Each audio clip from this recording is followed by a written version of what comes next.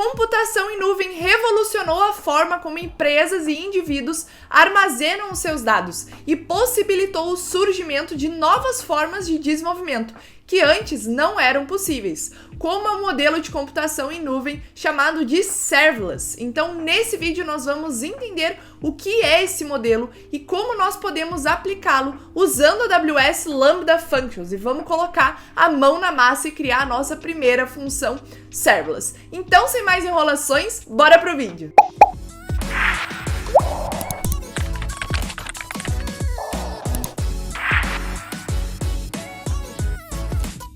Então, antes da gente partir para a criação da nossa função Lambda na AWS, a primeira coisa que a gente precisa entender é o que é serverless, né? Então, o que é esse modelo de computação? Então, serverless é um modelo de computação em nuvem que permite que os desenvolvedores construam e executem aplicativos sem se preocupar em gerenciar servidores. Então, o que isso significa? Bom, vamos fazer uma comparação com a abordagem tradicional. Quando a gente está criando o nosso aplicativo ou o nosso site, a gente precisa se preocupar em montar o nosso servidor, né? Montar o servidor da nossa aplicação. E além disso, depois do nosso servidor montado, a gente precisa se preocupar em configurar a infraestrutura onde esse servidor vai executar. Então, se a gente for executar ele, por exemplo, na AWS, a gente vai ter que se preocupar com a instância que a gente vai subir, que esse servidor vai ficar ali executando. A gente tem que se preocupar também com os recursos que essa instância vai consumir e várias outras coisas. E quando a gente está falando de serverless, a gente não se preocupa com isso. Mas isso não significa que não existe um servidor por trás e só que a gente delegou essa responsabilidade. Então a gente vai focar só na escrita do nosso código, a gente vai escrever só a nossa função mesmo, só a nossa regra de negócio, a lógica que a gente quer implementar. E a gente vai delegar toda essa parte de servidor e de infraestrutura para o provedor de nuvem. Então eu trouxe aqui uma comparação entre o serverless e a arquitetura tradicional para a gente entender um pouquinho mais. Então, aqui no serverless, como eu falei, a gente não vai se preocupar com a infra, a gente vai focar apenas no código, né? E aqui a gente já vê uma primeira vantagem. A gente paga apenas pelas chamadas da nossa função, né? Da nossa função serverless. Então aqui nesse modelo, como a gente não vai ter um servidor nosso executando o tempo todo e ouvindo por chamadas, quem faz isso é o provedor de nuvem. E a gente vai pagar só pelas vezes que a nossa função foi executada de fato, pelas vezes que ela foi chamada. E esse tipo de modelo de computação em nuvem é ideal para funções que precisam ser executadas esporadicamente. Então aqui não é para a gente criar um servidor inteiro, né? Colocar todos os nossos endpoints em funções serverless aí para o nosso cliente ficar chamando isso, porque aí já não vai mais fazer sentido. Aqui é para quando a gente tem alguma regra de negócio específica, alguma lógica que é apartada do nosso servidor normal, por exemplo, ou se a gente nem tem servidor, e essa função vai ser executada esporadicamente. Por exemplo, em resposta a algum evento que aconteceu, ou uma vez por dia, uma vez por semana, uma vez no mês, né? Então ela é executada com menos frequência do que chamadas de um servidor comum. E aqui na arquitetura tradicional a gente tem a preocupação com a infra, o nosso servidor está sempre executando, então aqui a gente não vai pagar por chamadas, aqui a gente paga, né, pela instância do nosso servidor rodando. Então quando a gente dá lá, a gente cria o nosso servidor node, faz o build, sobe na AWS, dá lá o npm run start para o servidor ficar ouvindo e ele tá ali sempre ouvindo chamadas, né, então o servidor está sempre executando. E a arquitetura tradicional é ideal para aplicações inteiras, né, para colocar o nosso servidor de fato, diferente aqui das funções serverless. E aí eu trouxe também aqui um comparativo entre três provedores de nuvem diferentes. Então aqui, o serviço serverless correspondente da AWS é o AWS Lambda, que é o que a gente vai estar olhando aqui hoje. Mas na Azure a gente também tem um serviço de serverless que se chama Azure Functions. E no Google Cloud a gente também tem um serviço serverless que se chama Google Cloud Functions. Galerinha, eu passando rapidamente para lembrar vocês de deixar seu like e se inscrever aqui no canal se você tá gostando do vídeo, porque o like e a inscrição de vocês são muito importantes para apoiar aqui o canal e permitirem que eu continue trazendo mais conteúdos de programação e tecnologia de forma gratuita. Bom, bora continuar o vídeo. E aqui na arquitetura tradicional eu trouxe só alguns exemplos, porque tem outros também, mas na AWS a gente tem o AWS EC2, que é um serviço da AWS para a gente ficar executando ali as instâncias, né, das máquinas virtuais, os containers, etc. Na Azure, a gente tem o Azure Virtual Machines. E no Google Cloud a gente tem o Google Compute Engines. Então aqui esses seriam os serviços correspondentes de cada provedor de nuvem. Aqui eu trouxe os mais famosos só para a gente entender onde esses serviços se situam. Então, resumindo, serverless significa que a gente não precisa se preocupar com a infraestrutura, né, do servidor, e a gente delega isso para um provedor e a gente consegue focar apenas na escrita do nosso código e escrever a função ali, escrever a nossa regra de negócio.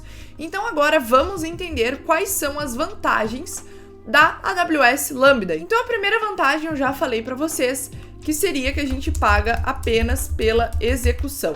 Então, se a nossa função não for executada nenhuma vez, a gente não vai pagar por isso, porque ela não foi executada. E as outras vantagens, vou colar aqui pra gente entender. Então, outra vantagem da AWS Lambda aqui, então tô falando especificamente do serviço de serverless da AWS, é que a gente tem um free tier muito bom.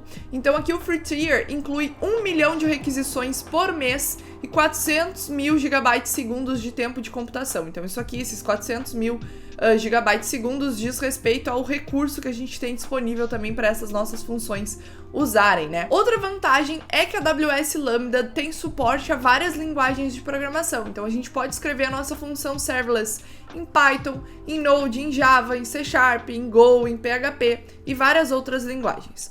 Além disso, a AWS Lambda pode ser integrada facilmente com outros serviços da AWS. Então, como assim? A gente pode criar triggers, gatilhos, para executar a nossa função na AWS Lambda de acordo com eventos que acontecerem em outros serviços dentro da AWS. Por exemplo, se a gente tem um bucket lá no S3 é um serviço de armazenamento de arquivos da AWS, então se a gente tem um bucket lá, toda vez que alguém subir um arquivo lá, a gente queira executar essa nossa função, seja para verificar se o tamanho do arquivo é válido, se não está muito grande, para substituir, compactar esse arquivo, seja para avisar outro serviço que um novo arquivo, né, foi upado no nosso servidor, então a gente precisaria fazer a chamada de outro serviço, enfim.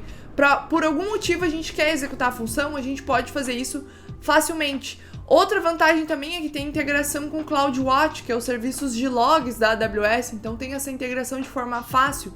Ou se a gente quiser responder a algum outro evento de algum serviço da AWS, por exemplo, a AWS EC2, a gente consegue fazer isso tudo lá pelo console da AWS, é uma integração super fácil para ser feita. Então agora vamos entender alguns exemplos de uso também, né, das funções serverless no geral e da AWS Lambda especificamente. Então vamos partir para a criação da nossa própria função serverless. Então aqui, exemplos de uso. Eu trouxe alguns exemplos para vocês entenderem quando essas funções são úteis. Então aqui o primeiro eu já tinha mencionado para vocês, seria, por exemplo, para compactar imagens que forem subidas, né, num bucket do S3. Então, digamos lá que o nosso cliente tem uma liberdade para upar esses arquivos, mas para a gente economizar custos, né, também, porque não ficar armazenando arquivos muito grandes, a gente pode ter uma função Lambda que é trigada toda vez que um novo arquivo é upado, a gente verifica o tamanho desse arquivo, caso ele seja muito grande, a gente compacta o arquivo, então substitui ele no bucket da S3, coloca num bucket de saída, ou remove o arquivo de lá e depois avisa para o cliente que ele precisa upar um novo arquivo, enfim.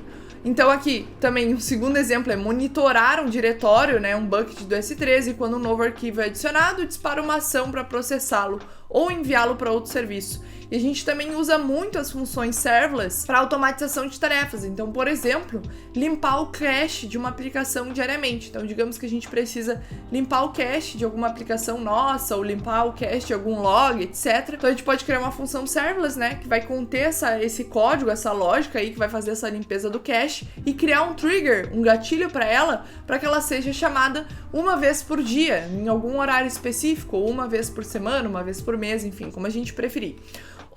Outro exemplo de automatização de tarefas seria para gerar um relatório semanal de acordo com dados de outros serviços, de acordo com os logs, enfim, digamos que a gente precisa lá dentro da nossa empresa de algum relatório semanal de uso, de chamadas da nossa aplicação, enfim, a gente pode criar uma função serverless que tem um trigger também semanal, então executa uma vez por semana, pega esses dados, monta o relatório e coloca o output, por exemplo, num bucket do S3 ou envia por e-mail para nós, enfim, o que a gente quiser aqui. Então a gente consegue ver que as funções serverless são muito úteis, né, como eu falei, para funções que precisam ser executadas esporadicamente ou com menos frequência do que um servidor normal, né, que vai receber requisições aqui do nosso cliente. Bom, e agora que a gente já entendeu o que são as funções serverless, quais são as vantagens, alguns exemplos de uso, vamos partir para a mão na massa e criar a nossa função Lambda lá na AWS. Então a primeira coisa que vocês vão precisar fazer é se cadastrar na AWS e criar a conta de vocês.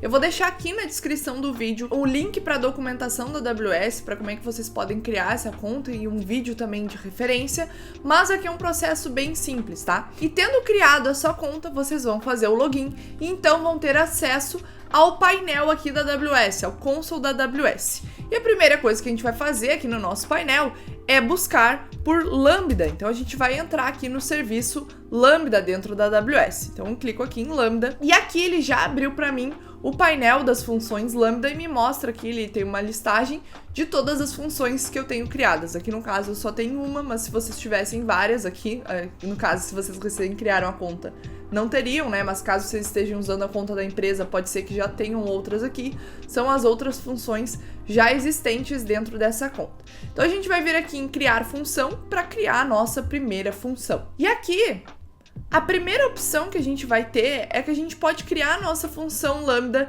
de 3 formas. Então aqui a gente pode escolher criar ela do zero. Então aqui o que é criar ela do zero? Ela não vai ter nada pré-configurado, vai vir só o nosso arquivo ali na linguagem que a gente escolher com um Hello World dentro dele, apenas isso. Ou a gente pode usar um esquema, um template. Aqui a gente pode pegar exemplos de uso de funções que são comuns, né? Por exemplo, aqui pegar um objeto do S3, ter uma lambda com requisição HTTP, ou alguma lambda que faz uma requisição HTTP. Então aqui a gente tem exemplos já, né, de usos de funções lambda, e quando a gente escolher algum desses templates, ele já vai vir com o código ali pronto, e a gente vai só alterar para se adequar à nossa necessidade. Ou a terceira opção aqui, a terceira forma, é criar através de uma imagem de container. E aqui, por exemplo, se a gente quiser usar uma linguagem de programação que não está aqui nas opções de tempo de execução padrões da AWS Lambda, a gente precisaria criar então uma imagem de container. Então aqui é para cenários onde a gente precisa fazer algumas configurações mais avançadas, por assim dizer. Mas o nosso caso não é esse. Aqui a gente vai criar uma função com tempo de execução de Node. Então aqui basicamente eu estou dizendo para a AWS qual é a linguagem que eu vou utilizar para ele conseguir configurar o servidor e a infraestrutura lá para mim. Eu não vou precisar configurar nada, eu só digo aqui qual é a linguagem que eu vou utilizar e ele faz essa configuração para mim. E aqui a gente vai ter que colocar um nome para nossa função. Então aqui eu vou chamar de test function, que vai ser a nossa função aqui de teste. Em seguida, a gente vê essa opção aqui embaixo, ó, alterar a função de execução padrão. Se a gente expande essa opção, a gente vai ver que aqui tem algumas opções sobre permissão. E aqui o que ele vem selecionado por padrão é criar uma função com permissões básicas da Lambda, ou usar uma função existente, então usar permissões de uma função que já existe, ou criar uma função a partir de políticas da AWS Templates. E o que isso aqui significa? Bom, lembra que eu falei para vocês que a gente consegue integrar a nossa AWS Lambda com outros serviços da AWS? Então, para que a gente consiga fazer essa integração, a gente precisa que o código que está dentro da nossa Lambda, né, que a nossa Lambda no geral, tenha permissão para fazer acesso a esses outros serviços. Então, por padrão, a nossa função Lambda já vem com algumas permissões básicas, mas a gente pode adicionar mais permissões se a gente quiser. Então aqui a gente pode criar uma nova role para essa nossa função. A gente pode criar uma role nova, incluir aqui as permissões que a gente deseja, e então criar essa nossa função já com as permissões que a gente sabe que a gente vai precisar.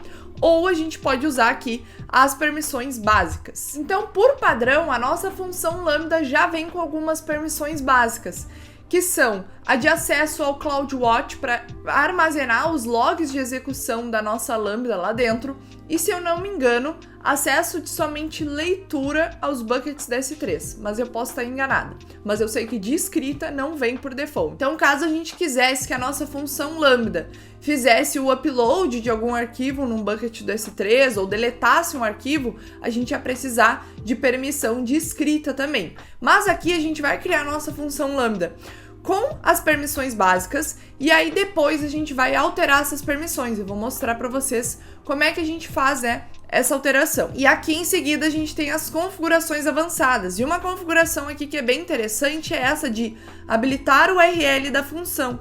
O que isso aqui significa? Significa que a gente vai criar uma URL para chamar essa nossa função. Então, para fazer chamadas HTTP. Então, aqui, quando a gente criar, a gente vai ter uma URL onde a gente consegue fazer um GET ou um POST, por exemplo, que aí vai resultar na chamada dessa nossa função, na execução dela. Aqui eu vou vir por padrão desabilitado também. Então, pronto, vamos criar a nossa função. Então, aqui, criar função. E pronto, com a nossa função criada, a gente já consegue começar a explorar as coisas aqui dentro. E a primeira coisa que a gente consegue visualizar aqui é o nosso código. Então aqui a gente consegue ver um código Node que basicamente recebe uma requisição e envia uma resposta aqui com um Hello from Lambda. Em seguida, a gente tem essa aba aqui, testar. O que é essa aba testar? Essa aba testar é basicamente para a gente invocar a execução da nossa função lambda, para a gente testar ela, né? Testar a execução dela. E aqui, se a gente quiser, ó, a gente pode enviar eventos. Lembra que eu falei que a gente pode colocar gatilhos para chamar a nossa função lambda? E quando, né, acontecem esses gatilhos, a nossa função está respondendo a um evento, aqui a gente pode testar eventos também. Então, por exemplo, aqui se a gente colocar S3, a gente vai ver que a gente pode testar o evento de put, que seria quando um arquivo foi inserido lá no bucket da S3. E aqui ele já me mostra o corpo do evento que a minha função iria receber. E aqui tem vários outros eventos, né, de exemplo que a gente pode usar para ir testando a nossa função e implementando ela. E esse evento aqui, esse JSON aqui que ele me mostrou, é esse events aqui que a minha função recebe. Então, estão vendo aqui, ó, que a minha função export const handler é uma função assíncrona e recebe por parâmetro esse event aqui. Então, esse event é correspondente ao evento aqui que a gente vai estar enviando para a função. E aqui, dependendo, né, do gatilho, vai ser um evento diferente. E aqui, a gente pode criar o nosso próprio evento também. Então, aqui com Hello World, eu posso colocar o que eu quiser aqui dentro, porque digamos que esse evento não vai ser de um serviço da AWS, sim um outro serviço meu, que vai chamar a minha função via request HTTP. Então, aqui eu posso simular também essa chamada, colocando o corpo aqui, né, de acordo com o que eu vou enviar depois. E a próxima aba que a gente tem aqui é a aba de monitor. Então aqui a gente vai ver os logs da nossa função, os logs de execução dela. No momento não vai ter nenhum log, porque a gente ainda não executou. Em seguida, eu tenho a configuração. Então aqui eu posso fazer mais configurações na minha função lambda. E clicando aqui em permissões, a gente consegue ver as permissões dessa nossa função lambda. Então, como eu falei para vocês, ela já vem com algumas permissões por default. Aqui, ó, a permissão de acesso ao CloudWatch, né, para registrar os logs dessa função. Se a gente colocar aqui por ação, ó, a gente consegue ver que ele consegue criar um grupo de log, criar logs streams e colocar eventos de log. Então, essas permissões aqui que a minha função lambda tem. Então, aqui, se a gente vê, ela não tem nenhuma permissão ao S3, né, de acesso ao bucket do S3. Se eu vier aqui, ó, clicar em Text Function Role, essa aqui é a role da minha função, né, a gente vai cair aqui no painel do IAM da AWS, que é o serviço de configurações de permissões e de roles dentro da AWS, e aqui a gente está vendo as políticas de permissão dessa role. Então, quando a gente criou a nossa função e criou com aquela permissão básica, ele criou uma nova role para essa função. E a gente pode editar essa role, então a gente pode vir aqui e adicionar uma permissão, então anexar políticas. Eu posso vir aqui e filtrar por S3, e a gente vai ver aqui, ó, Amazon S3 Full Access. Então eu posso dar a minha lambda o acesso total ao meu bucket do S3. Ou aqui eu posso escolher essa opção, Amazon S3 Object Lambda Execution Policy. Então aqui eu posso fornecer a permissão que eu preferir, né, com as restrições adequadas. Aqui eu vou dar um Full Access, mas caso vocês estejam criando essa função na empresa de vocês ou para algum serviço que vocês vão precisar que fique executando, é bom dar uma lida em cada uma dessas permissões, assim por cima, para saber o que elas dão de permissão à nossa função lambda, só para não ocorrer nenhum imprevisto, assim, da tua função fazer alguma coisa, né, talvez porque tu não previu aquilo ali no código e acabar ocorrendo alguma coisa que tu não queria. Então é bom só dar uma lida aqui em cada uma dessas permissões para entender qual delas tu quer dar para tua função lambda. Mas a função não vai fazer nada que tu não tenha configurado no teu código. Eu digo isso só pra gente tomar cuidado também no momento de escrever o nosso código. Então aqui eu vou colocar adicionar permissão. Aí ele mostrou aqui, ó, êxito ao anexar a política ao perfil. Então agora essa role aqui, além da permissão básica de execução da AWS Lambda, ela também tem full access ao Amazon S3. E agora a gente pode voltar lá para a nossa função e continuar as próximas configurações. Então aqui a outra configuração que eu falei para vocês é a URL da função. Então a gente pode criar uma URL para executar essa nossa função, né, para fazer chamadas diretas a ela. Então eu vou clicar aqui em criar URL da função. Aí ele pergunta se a gente quer que essa URL tenha algum tipo de autenticação. Então olha aí o perigo. Então imagina que a minha função Lambda tem full access ao meu bucket do S3, a todos os meus buckets aqui dentro da minha conta. E eu vou lá e crio uma URL pública, que qualquer um pode fazer essa chamada. E aí, alguém descobre essa minha URL pública e tenta fazer ataques, né, maldosos, tenta usar essa minha função para roubar os meus dados ou para danificar os meus dados, né, excluir, enfim. Então, a gente tem que ter cuidado também nas permissões que a gente vai dar para nossa função, para saber exatamente quem pode executá-la, né, por conta desses problemas. Então aqui eu posso escolher um tipo de autenticação através da AWS IAM. Então aqui, nesse caso, a pessoa que for chamar a minha função vai ter que mandar um header de autorização. Esse header vai ser correspondente a alguma role, né, de acesso ali dentro do meu AWS IAM. Ou eu posso criar uma URL pública que qualquer um pode chamar. Aqui eu vou criar uma URL pública, né, pra gente conseguir testar, mas esse aqui a gente tem que tomar cuidado, né, daí o que a gente vai colocar dentro da nossa função Lambda, porque qualquer pessoa vai poder fazer uma chamada direta a ela. Então eu vou salvar aqui, pronto, e aí assim que a gente salva, a gente já consegue ver que ele colocou aqui pra mim uma URL da função, e essa URL vai ser a que a gente usa pra chamar a nossa função. Se eu clicar aqui, a gente já consegue ver que ele mostra um hello from Lambda, porque ele fez uma requisição de get aqui, nesse endpoint. E aí, ele bateu lá naquele nosso código e retornou o hello from Lambda. Então, se a gente voltar aqui no código, a gente consegue ver que tem aqui o hello from Lambda. E eu posso alterar isso, ó. Posso colocar hello from video. Aí a gente pode fazer o deploy. Pronto, a função foi atualizada com êxito. Vou enviar a requisição novamente.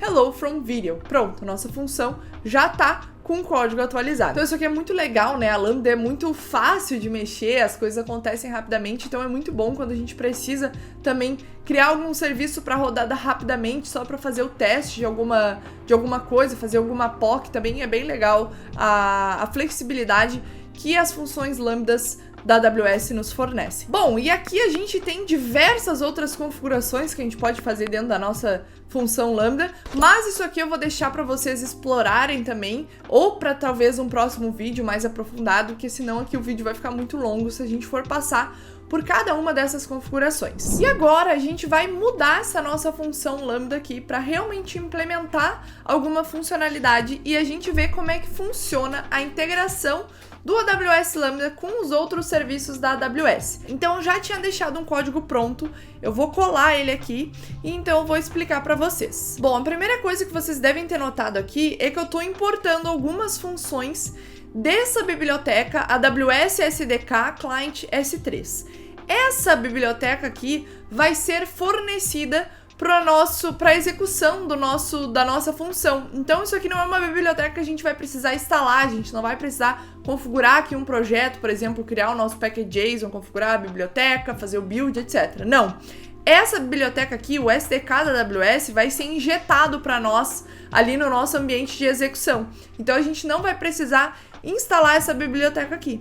E aí vocês conseguem ver que eu importei aqui um S3 Client.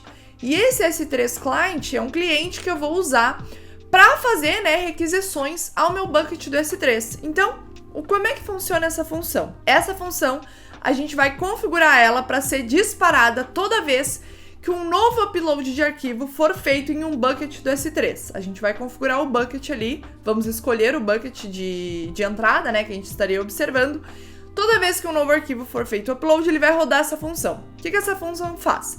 Ela vai lá, vai pegar o nome do bucket, vai pegar o nome do arquivo e então vai enviar uma requisição com esse head object command para pegar o arquivo lá do bucket. Por que eu vou pegar esse arquivo? Porque eu quero saber qual é o tamanho desse arquivo. Então, com a requisição feita, eu vou pegar o arquivo e ver o content length, né? Ver o tamanho dele. Aí eu faço aqui um cálculo, né? para converter o tamanho para megabytes. E aí eu verifico se esse tamanho é maior ou não do que 10 megabytes, que seria um tamanho limite ali que eu coloquei. Caso o arquivo seja maior, eu vou logar aqui, o arquivo tal tem o tamanho maior que 10 megabytes. Caso seja menor, eu vou logar como menor. Então, caso seja maior, eu vou executar um comando de novo com S3 Client de delete object. Então aqui a gente está fazendo uma escrita, porque aqui com esse head object command eu tô fazendo só um comando de leitura. Então aqui a minha lambda poderia ter só a permissão de leitura, mas nesse if aqui, onde eu excluo o objeto, eu tô fazendo uma escrita. Então para que essa minha função execute da maneira correta, eu preciso que essa função também tenha a permissão de escrita no bucket da S3.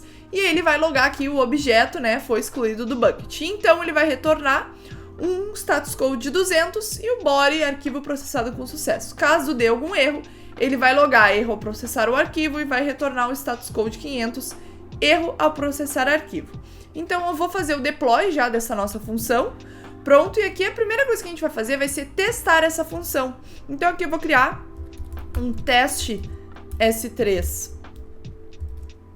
creation e aqui a gente vai escolher um modelo de teste. Lembra que eu falei para vocês que a gente pode escolher um evento de template aqui para testar a nossa função? Então aqui eu vou escolher o evento de S3 put, que vai ser quando algum arquivo é inserido lá no bucket da S3 para a gente executar essa nossa função e ver o que ela vai retornar. Então eu vou salvar e vou testar. Vou invocar aqui a execução da nossa função.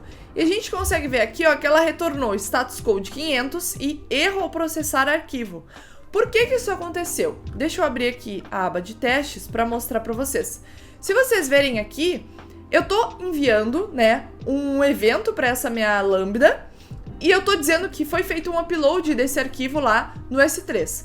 Mas na minha função aqui no meu código, depois de eu receber esse evento, eu vou lá e busco por esse arquivo dentro do bucket, porque eu quero saber o tamanho dele. Mas esse arquivo aqui do teste não existe, é só um evento que eu disparei fake, como se tivesse feito um upload, mas eu realmente não tenho arquivo lá. Então quando ele tentou buscar esse arquivo para ver o tamanho dele, ele não encontrou. Então ele retornou esse erro ao processar arquivo.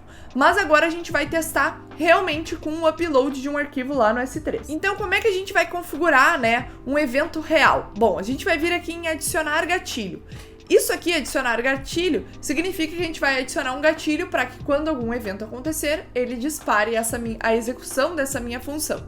Aí ele me pede a origem, da onde vem a origem desse meu gatilho? E aqui eu vou procurar S3. Lembra que eu falei para vocês que a gente consegue integrar facilmente com outros serviços da AWS? Ó, olha aqui é que a gente consegue encontrar outros serviços da AWS para configurar um gatilho, por exemplo, via code commit. Então, se a gente tiver algum controle de commit no código, fizer algum push, quiser disparar uma função lambda, aqui no SNS, no MQ, né? Então, no Event Bridge também. Então, aqui tem vários serviços da AWS que a gente pode configurar como gatilhos para nossa função serverless. Mas aqui o que importa para nós é o S3. Cliquei aqui em S3 e então ele vai me pedir o bucket. Qual é o bucket que eu quero observar, né? Não vai ser para todos os buckets, tem que ter um bucket específico. E aqui a gente vai ter que parar a criação do nosso gatilho para ir lá criar um novo bucket do S3, porque eu ainda não tenho esse bucket que eu quero utilizar. Então eu vou buscar aqui por S3, vou clicar, ele vai perder aquela configuração, mas não tem problema, a gente só clicou ali no botão para criar gatilho. E eu vou vir aqui em criar bucket, aqui a gente consegue ver que ele lista para mim já os buckets que eu já tenho criados. Então vou criar bucket, vou ter que dar um nome desse meu bucket, então eu vou chamar de test bucket function. Então, vou vir aqui em criar bucket. Com o meu bucket criado, a gente pode voltar lá para nossa lambda. Então, vou buscar aqui lambda novamente. Vou entrar na minha test function e vou clicar em adicionar gatilho de novo.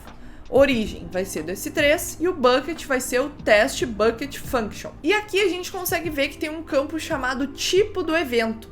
Então, esse campo aqui vai ser o que a gente vai usar para configurar qual o evento que acontece lá no S3 que vai disparar a execução da minha função serverless, da minha função lambda. Então aqui, digamos que eu quisesse disparar essa função toda vez que um arquivo fosse excluído, ou toda vez que um arquivo fosse criado, ou toda vez que um arquivo fosse alterado, enfim, aqui eu posso escolher qual é o tipo de evento.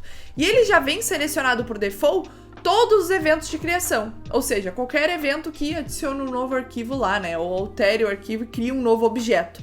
Então eu vou deixar esse evento aqui que é o que a gente quer, todos os eventos de criação de objeto.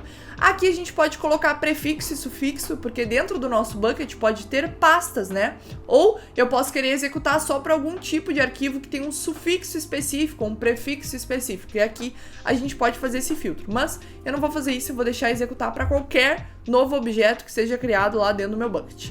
E aqui, por fim, tem esse checkbox que diz assim, ó: reconheço que o uso do mesmo bucket S3 para entrada e saída não é recomendado e que essa configuração pode causar invocações recursivas.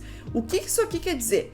Se a gente usar o mesmo bucket de entrada para executar a minha função lambda e aí gerar um arquivo e fazer o upload no mesmo bucket, eu posso criar uma execução recursiva. Por quê? Digamos assim, ó: adiciona um novo arquivo, dispara a execução da lambda, a lambda pega esse arquivo, processa, cria um novo arquivo e faz o upload. Só que aí quando eu faço o upload, se eu faço o upload nesse mesmo bucket, quando eu fizer o upload, ele vai disparar a execução da lambda de novo. A lambda vai executar, vai processar, vai criar um novo arquivo, vai fazer o upload, vai disparar, entendeu? Vai ficar recursivamente, nunca vai parar de executar. Então o ideal é ter um bucket de entrada e um bucket de saída, se eu precisar fazer a manipulação desses objetos, se eu precisar alterar e criar um novo objeto, entendeu? Então aqui ele pede pra gente reconhecer isso, porque isso fica da nossa responsabilidade. Perfeito, a gente já criou o nosso gatilho, eu vou clicar aqui em adicionar, e aqui a gente já consegue ver, ó, gatilhos da minha função, tem o test bucket function, e aqui, ó, tipo de evento, qualquer objeto criado. Beleza, voltar aqui pro nosso código só pra conferir que tá tudo certo. E agora, eu vou entrar lá no nosso bucket do S3. E aqui dentro do meu bucket, eu vou fazer o upload de uma nova imagem, para a gente ver a nossa função sendo trigada e executada. Então aqui eu vou clicar em adicionar arquivos, vou colocar aqui o meu arquivo da Azure, que eu tinha usado lá para colocar no nosso board, né, que eu estava explicando para vocês. Vou carregar esse arquivo, pronto. E vou adicionar outro arquivo também, que vai ser o Lambda, que é o logo do Lambda.